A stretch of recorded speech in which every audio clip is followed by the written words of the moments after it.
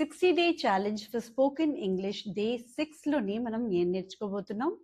ఇక్కడ మనం ఐ తోటి కొన్ని ఫార్ములాస్ నేర్చుకోబోతున్నాము. అయితే ఏ రకంగా అయితే I try to, I like to, నాకేం ఇష్టం, నేను ఏది ప్రయత్నిస్తున్నాను, నాకు ఏది కావాలో, ఐ వాంట్ టు, ఇలాంటివన్నీ కూడా ప్రెఫరెన్సెస్, చాయిసెస్, ఇవన్నీ మనం ఏ రకంగా అయితే చెప్పుకోవాలి అని అన్నది మనం ఈ వీడియోలో నేర్చుకోబోతున్నాం. So let's get straight into the video. అయితే the base rule or the basic rule is ఐతో పాటు మనం బేస్ వర్బ్ యూజ్ చేస్తాం. అందులో ఏ ఎస్లు కానీ ఏది కూడా పెట్టం. For example I live or I work or I study, ఇవన్నీ ఎస్ లేకుండా మనం రాస్తాం. ఇది మనకి బేసిక్ ఫార్ములా తెలిసినదే కదా. సో ఇక్కడ నుంచి మనం లెట్స్ టేక్ ఇట్ ఫార్వర్డ్. మనం ఎప్పుడైనా ఐ లివ్స్ ఇన్ ఢిల్లీ అంటామా? అమ్మో, లివ్స్ కాదు, I live in Delhi, or I like tea. It's not I likes tea. So never say that. I plays cricket kadu, I play cricket. I hope this part is clear. Now we will go to the next section. ఇప్పుడు ఇక్కడ మనం verbs తోటి మనం ఏ రకంగా చెప్పొచ్చు అన్నది చూద్దామా. ఐతో పాటు I live in Delhi, live తోటి మనం ఎలాగంటాము. Do తోటి ఏం చేస్తూ ఉంటాను, I am a teacher or I am a student. Okay, family, I have 2 brothers. I have నాకు ఇద్దరు బ్రదర్స్ ఉన్నారు. If you have seen my 4th video number day 4 video, అందులో హ్యావ్ అన్నది మనం యూసేజ్ చెప్పుకున్నాం కదా. So I have 2 brothers. తర్వాత hobby ఏంటి నాది, I like cricket. Then routine, I wake up early.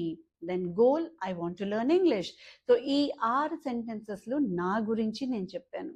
So మీకు ఏమైతే సెంటెన్సెస్ కరెక్ట్గా ఫిట్ అవుతాయో, live, do, family, hobby, routine and goal, వీటిల్లోని ఏ సెంటెన్సెస్ ఫిట్ అవుతాయో అవి మీరు రాసి కమెంట్ సెక్షన్ లో పంపించగలరా? Good job. ఇక్కడ మనకి 3 మోడల్ సెంటెన్సెస్ ఉన్నాయండి. Want to, try to, like to. Want to అంటే నాకు అది కావాలి, ట్రై టు అంటే ప్రయత్నం చేస్తున్నాను, లైక్ టు అంటే నాకు అవి ఇష్టం. సో ఇవి ఏ రకంగా వాడాలి సెంటెన్సెస్ లో అన్నది let's just check it out.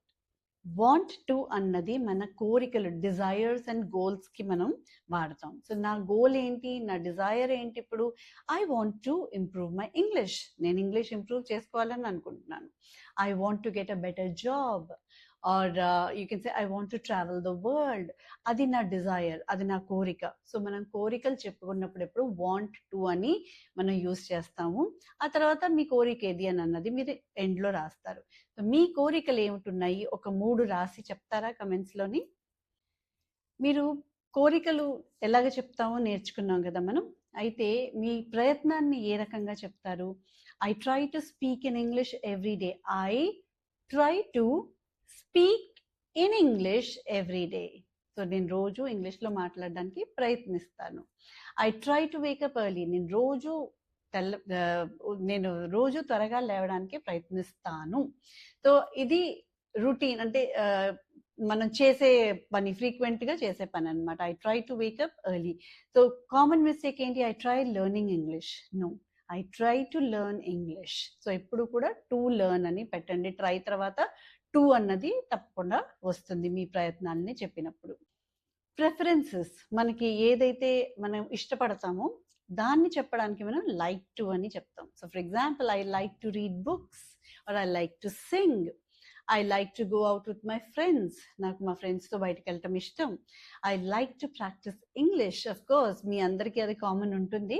So మీకేమేమి నచ్చుతాయో, మీరేం ఎంజాయ్ చేస్తారో అది మీరు మాట్లాడుతూ ప్రాక్టీస్ కూడా చేయండి, కమెంట్స్లో కూడా రాసి చెప్పండి. Now you can have a bigger self-introduction about yourself. My name is, I am from, I live in, I am every day I try to, I like to, right now I want to. ఇవి కూడా మీరు add చేసి ఒక introduction మీరు తయారు చేయొచ్చు. So మీది ఏమేమైతే మీకు కరెక్ట్గా ఫిట్ అవుతాయో అవన్నీ కూడా మీరు రాసుకుని మాట్లాడి ప్రాక్టీస్ చేసి కమెంట్ సెక్షన్లో నాకు రాసి చెప్పండి. We will come back, we'll meet soon, meet one another soon in the next video. So stay tuned. God bless.